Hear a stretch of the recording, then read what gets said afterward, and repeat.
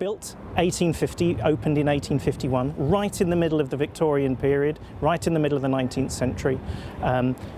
Ralph Hutchinson was a prominent shipbuilder, speculative developer, wanted to make money, and he brought on George Middlemiss, who was an important local architect at the time, responsible for many of Sunderland's city centre's historic buildings at the time, particularly its residential buildings.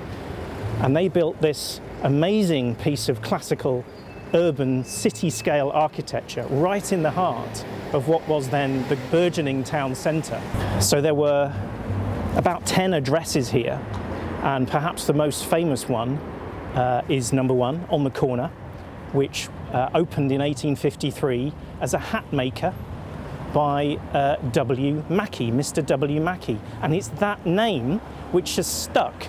170 years later, we still call it Mackie's Corner. That's just been passed down through word of mouth, really, for generations. And that demonstrates just how important this piece of urban development has been over the decades to the local people of Sunderland, that they still remember it as the meeting place under the clock on Mackie's Corner.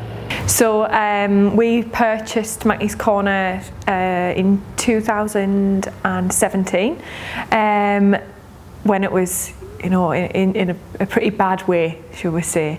My mum didn't come in here for a few years because she didn't want to see the purchase that we'd made, but my dad had the vision of what he wanted it to be, and felt that the building needed to be saved. We would consider it at risk because of its condition and vacancy.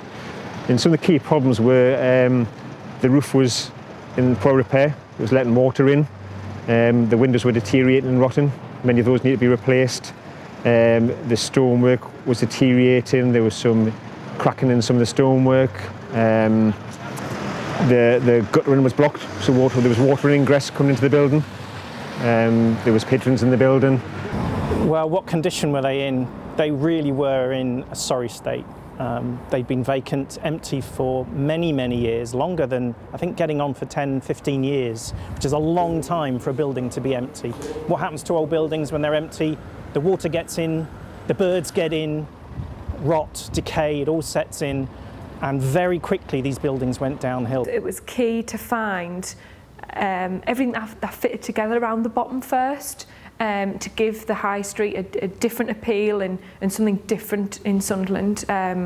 Not just shops, because it's not about that now. The high street's moving away from that. I feel like it's more about the experience that you can get in the city centre. Thankfully, we did have some records of how the shop fronts have progressed through the years, and obviously shop fronts, as we know, change almost year by year in some cases, but we felt we'd really found some really strong evidence, partly because of remaining fabric. One of the shop fronts was still there, hidden behind steel roller shutters, but it was the seed which then allowed us to look for more evidence, which we found hidden amongst some of the timbers of the overlaid shop fronts, that we could then strip back, retain as much of the historic fabric as possible, and then grow off that. So this shop front that we've recreated is really a reinstallation of Mansfield's, which was a shop here in the 40s and 50s.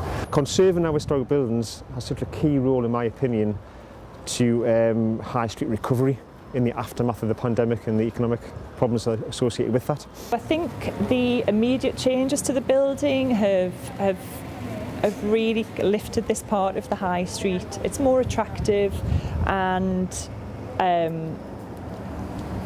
people are stopping and noticing those changes and actually starting to feel proud again of this building. Well, the impact that this particular project has had is really quite amazing.